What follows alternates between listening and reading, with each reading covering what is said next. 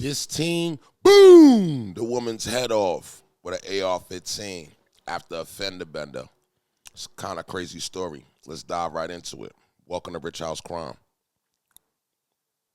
A Colorado boy only 14 years old when he shoots and kills a mother after a If you're a parent, hashtag parent gang in the comments. We family now. minor fender bender. Ma'am, I'm gonna cut your seatbelt, okay? I'm Officer Lepper with the Denver Police Department, okay? Just hours after shooting her in cold blood, he cries to his own mother at the police station. I'm sorry, Mom. Stop.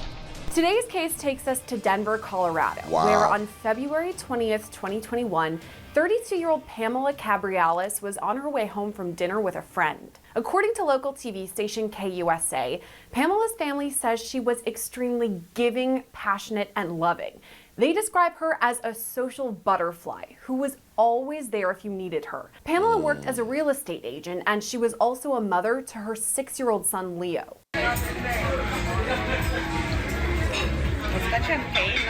It's crazy, bro. Yeah. Hope you enjoy. In pictures and in videos, Pamela seems happy and full of life.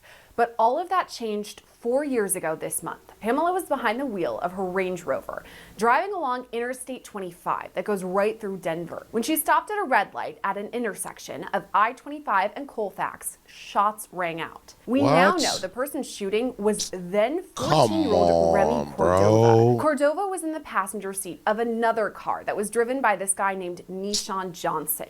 Cordova had thought that the car Ever since I was young, my mother told me anybody that get tattoos on their neck, you gotta watch them. had been tapped by Pamela's in a small fender bender. And according to court docs, he said, quote, "Can I bust on them?" What? Johnson then replied, "Do what you gotta do. That's on you." Yo. According to KUSA, Cordova got out of the car with an AR-15 and fired 15 to 20 shots into Pamela's Range Rover. Witnesses on the scene say at first they didn't even know what was happening. Then I heard pop, pop, pop, pop, pop. And at first it didn't register what was happening until the cars in the 2 lanes next to me started going. Wow. And then I realized, I said, oh shit, something's happening, and I ducked down and several more happened. And I pulled next to the car, barely got a glance. It looked as though the window was either rolled down or shot out, but I believe that the window was out. I didn't look at the windshield or see inside the vehicle. And then the car that was in front of them sped off. Yo, that's crazy. Over a fender bender, though? But pretty far back because they went pretty quickly and got off on Federal. So they went straight and I got off on Federal, and I didn't obviously see what occurred because the car was obstructing my view. So I didn't know at the time if the shots came from the car in front or inside the vehicle. Wow. But that's what I saw. Got out, he had his hoodie on, and he turned to face towards north, and all I see is the side of his forehead, so literally right here. Okay. And then that's when I noticed that he lifted up his arm. Wow. And his arm was being covered by the top of the car.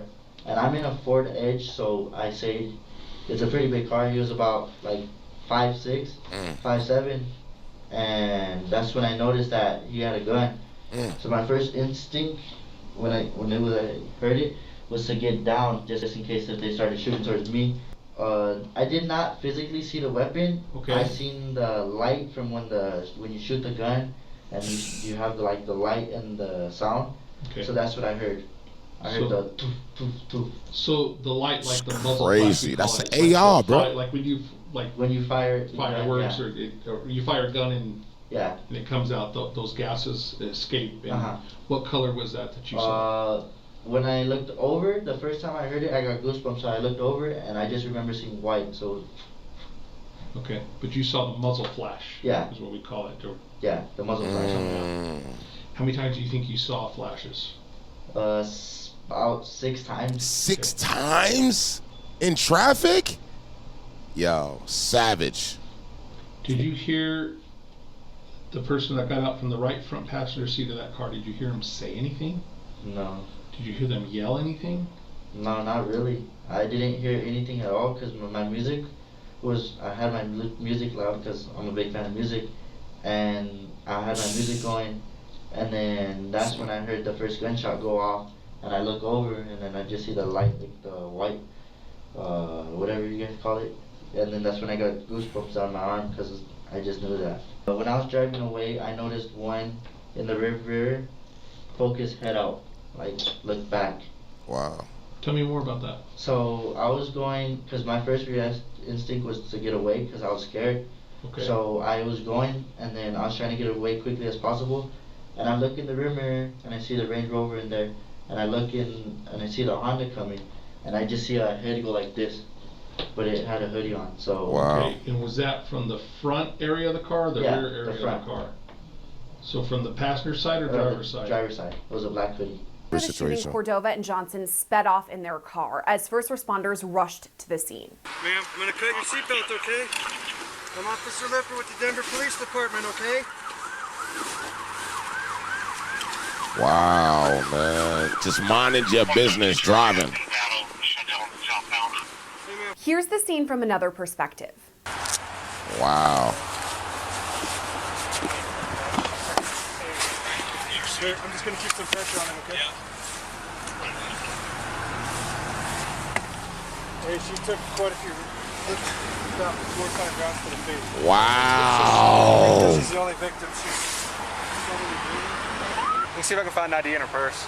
Yeah. Yo, they said she took 4 or 5 rounds to the face, bro. Ooh.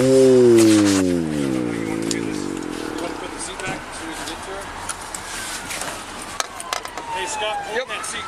Oh my God. It's not going. Is there Crazy. anything behind the seat? No. It's all electric. Hang on, I got it. Is that her purse? Yeah, I'm trying to find an ID. Is there more than anybody else? No, it's just one person. Could you hold that open while I look through it, please? Doc, just grab the scoop real quick. Bro, that's crazy, bro. That is insane. Check in this pocket. 163 out. I got 7 gunshots to the front and 3 exits to the back. Nothing.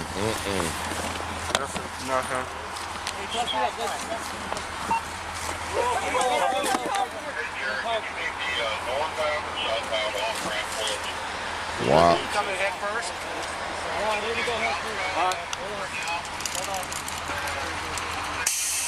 Yo, that's insane, bro. Get the head out towards the cap. Head toward me. Here.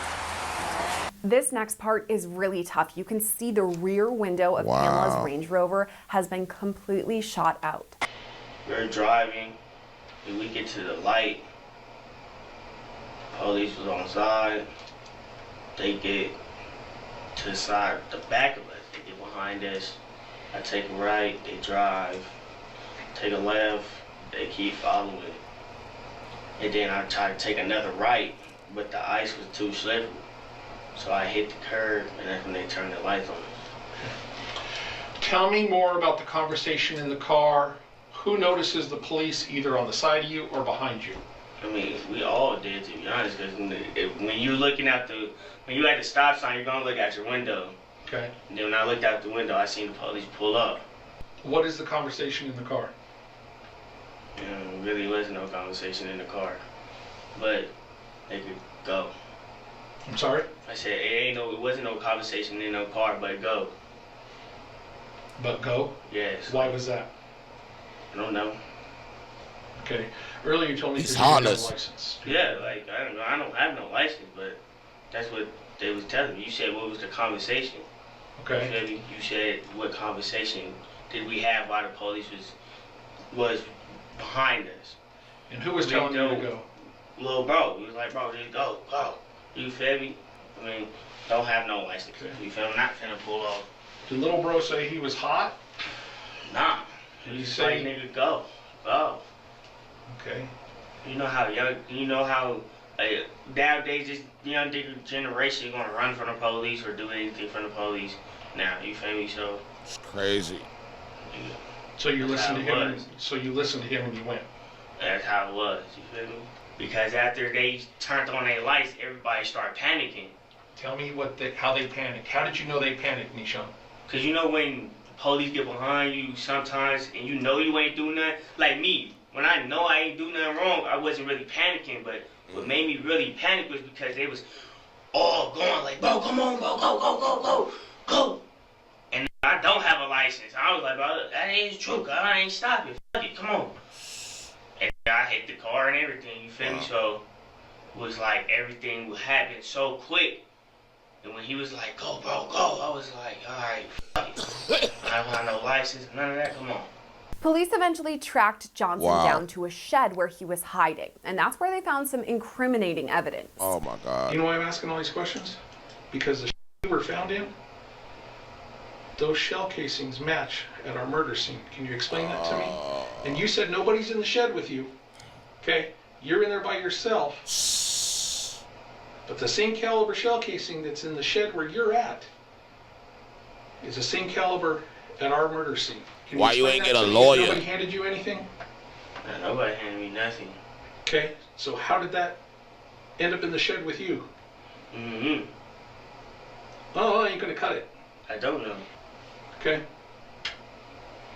So what I'm asking you, this is your chance to be honest, okay? And I'm not saying you're not, so please don't be offended by that. Mm-hmm. Okay, but I don't know is not gonna cut it.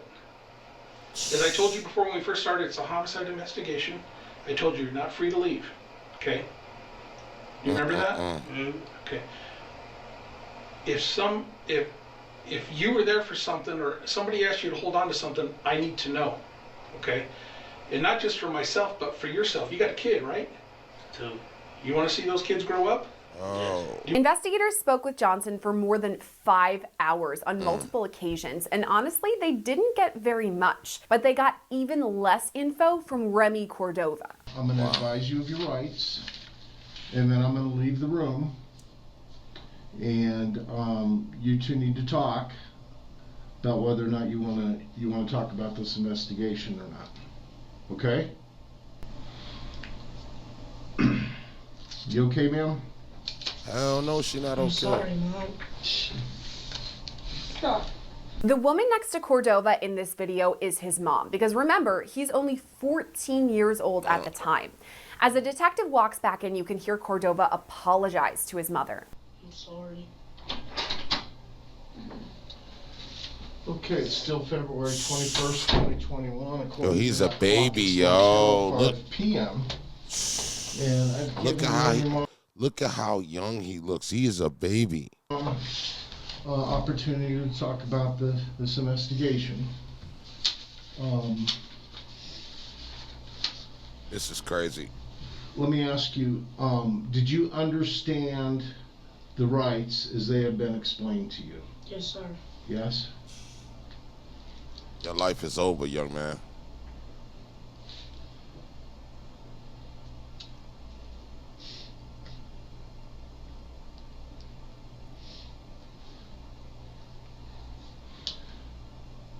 Do you have any conflict with your mom that would prevent her from providing you with guidance and advice about your rights? No? Wow, man. With these rights in mind, are you willing to talk to us about this investigation? No, sir. No? No. But even though Cordova didn't talk, investigators already knew a bit about him because he had a juvenile criminal record and was on police's radar as a gang member. He was charged as an adult with first-degree murder and first-degree attempted murder. That second charge was added because another driver had been in the line of fire when Cordova had fired the shots. Now, that person was not injured, so the charge became attempted murder. In November of last year, Cordova was found guilty. He's since been sentenced to life in prison with a possibility of parole in 40 years. Nishan Johnson has also been convicted for his involvement in the case. In June 2023, he was sentenced to 35 years in prison. This was a wild situation, man, especially since it was a teenager, man. That's why I say as a parent, we got to fight hard to protect our kids. And if we don't, these are the type of things that are going to keep occurring, you know? Definitely let me know what you guys feel about this situation, and I will tap in with you guys on the next one. I'm out of here.